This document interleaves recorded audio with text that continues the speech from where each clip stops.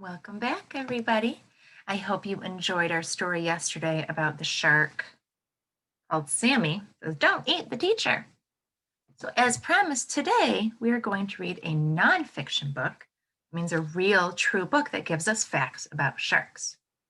Now, the video yesterday after our story, it mentioned something very interesting between fiction and nonfiction. Fiction, you have to start at the beginning. And you have to read the beginning, the middle, and the end. So if you started right here, "Sammy, stop," yelled the children. Would that make sense? No, if you've never read this book, you wouldn't know what it means. So fiction, you have to start at the beginning and read all the way through. But for whoa, the shark wants to swim away. But for nonfiction, you can start anywhere in the middle, in the beginning, at the end, and it will make sense because they're broken up into sections like table of contents. Look at this chapter. Chapter 1 is Meet the Shark. Chapter 2 is Shark Skills. So I could start right at chapter 2 and learn about all their skills. Chapter 3 is Shark Senses. And chapter 4 is So Many Sharks. So if I wanted to just know about what type of senses the sharks have, I don't have to start at the beginning. I can start right at chapter 3 on page 14. You don't have to start at the beginning to have all of it make sense. It's broken up into sections and topics about the shark. All right, so let's go back to the beginning and read, because I do want to learn everything I can about sharks. Look at those teeth. Oh my goodness. No, thank you.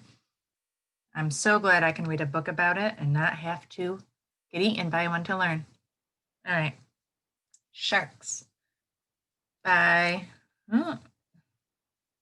Justin McCory Martin. This is a very loved nonfiction book. Sharks by Justin McCory Martin. Ooh, another photograph. All right, the table of contents. There's 4 chapters, and it tells us exactly what page each one starts on. Chapter 1, Meet the Shark. This is the heading. Look, what is that in the water? Can you guess? That's a shark fin.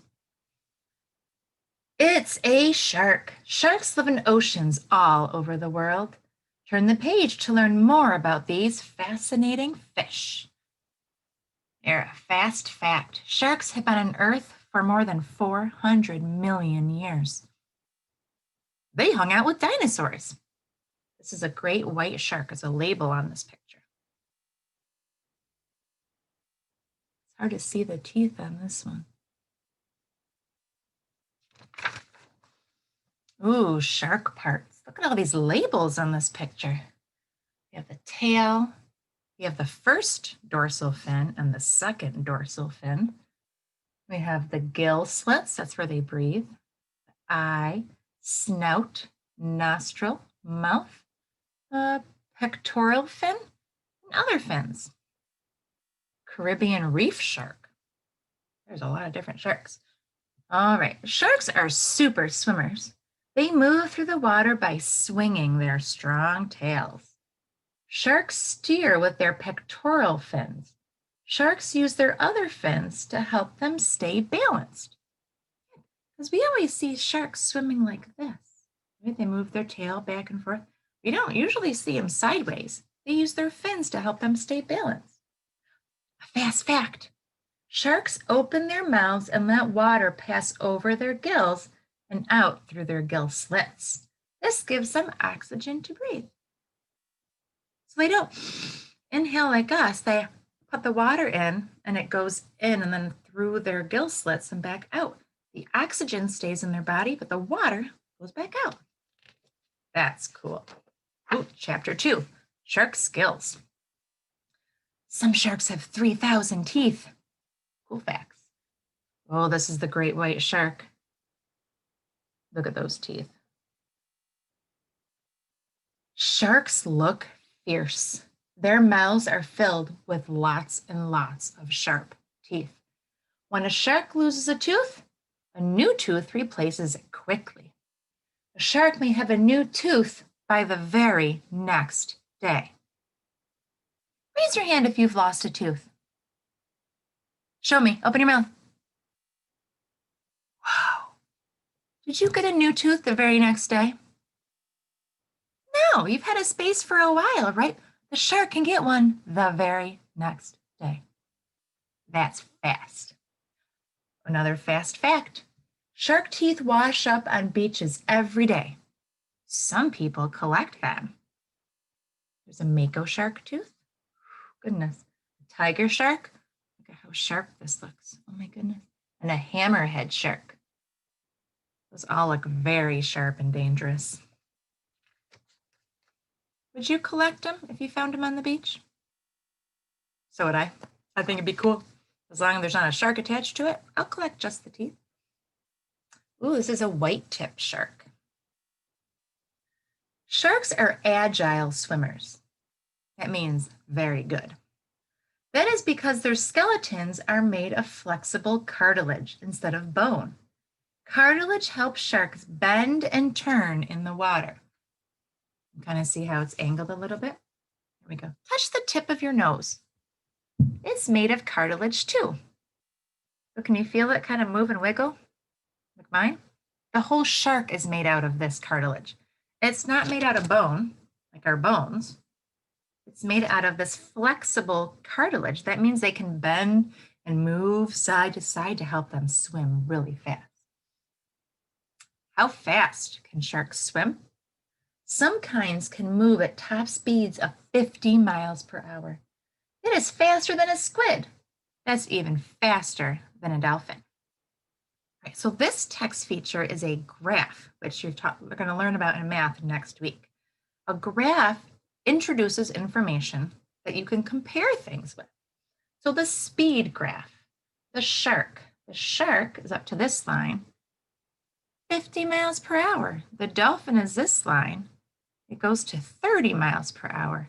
And the squid is 20 miles per hour. So you can tell the shark, boop, boop, boop, boop, is the fastest. And that's the gray reef shark.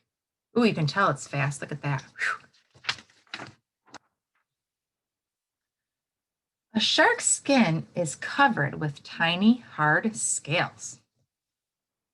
If you petted a shark from head to tail, the skin would feel smooth. But going the other way, the skin would feel rough. So if you pet it from its head to its tail, it'd feel really smooth. But if you did it that way, it'd be very rough and pokey. All right, let's read this fast fact. A shark's skin is made of hard stuff like your teeth. Their skin is made out of that?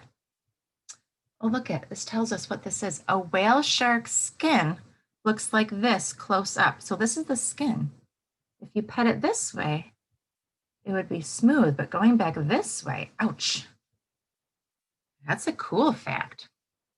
Most sharks are incredible hunters. They eat many different sea creatures. A shark that catches a big animal may not need another meal for 2 months. That's like all of January and all of February.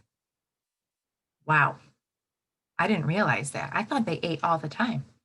But if they eat a big meal, they don't have to eat for 2 whole months. A great white shark feeds on some fish. Oh, here's a shark menu. This looks like a list. Fish, crabs, lobsters, squid, seals, sea lions, small whales, and seabirds. Birds. Oh, I wonder if like when the birds are sitting on the water, the sharks can come up and grab them. Or I've seen sharks jump out of water. Have you seen that? They grab them. All right, chapter 3, shark senses. Ooh, lots of cool facts here. Okay, fast fact. Sharks use their nostrils to smell, just like us. A lemon shark. A lemon shark? That's a cute name. Sharks have many powerful senses, but their strongest sense is smell.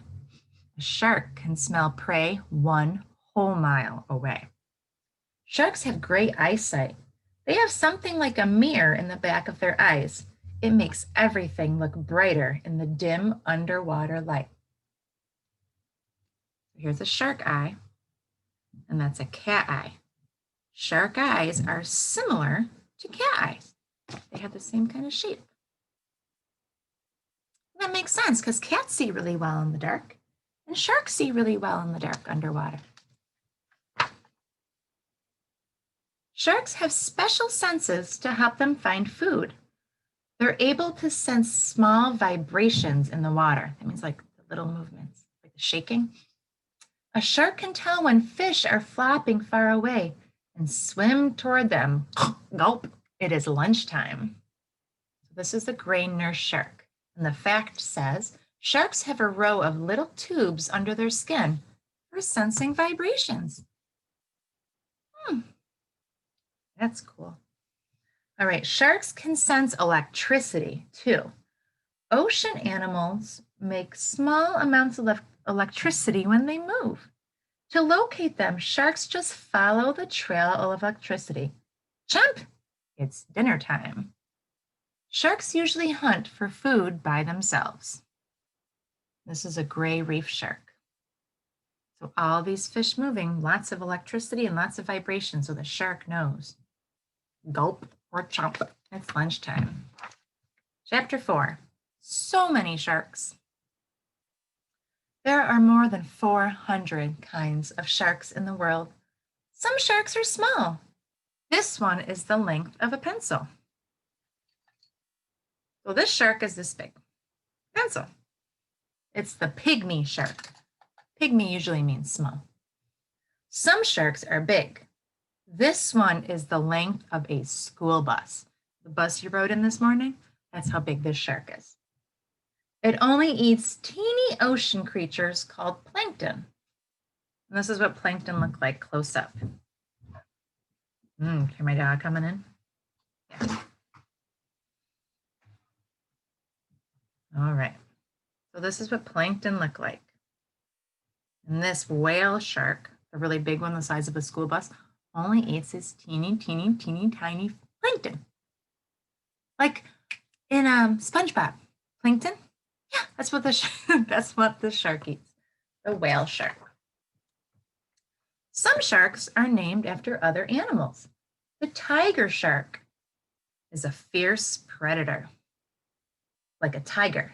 The leopard shark has spots like a leopard. Some sharks are named after tools. Do you know a name? Let's find out. Take a look at these two. One looks like a hammer. It's a hammerhead shark. And the other looks like a saw. That is a long-nosed saw shark. And there's the hammerhead shark. Huh.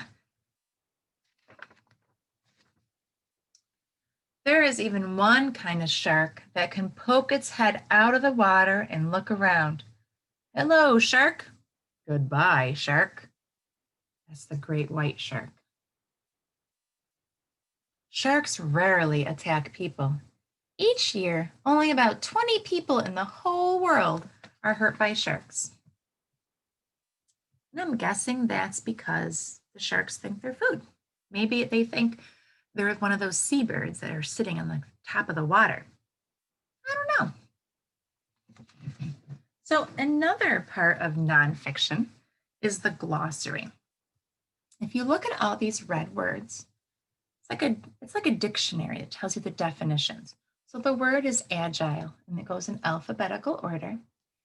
And it's all of the words that were bold in the book. So it says pectoral fins. What does that mean? You could look in the glossary and look for pectoral fins, and it can tell you the pair of fins found on the sides and near the front of the fish. So when words are bold, that means that they are back in the glossary. Another cool text feature of nonfiction books. All right, super readers, I want you to pick a book to read today.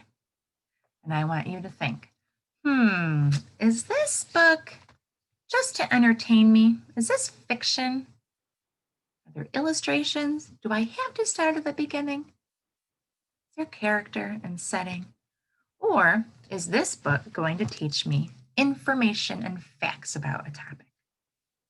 Are there photographs? Can I start anywhere because there's different chapters or sections? I want you to think. What type of book are you going to read today? Do you want to learn something? Then pick a nonfiction. If you just want to be entertained in a silly story, find a fiction book. All right. I hope you have a fantastic weekend. I cannot wait to see you in school next week. It's been such a long time and we have missed you. I hope you're safe. I hope you're healthy. I hope you read and do your math. I will see you on Monday. All right. See you later, alligators. Bye.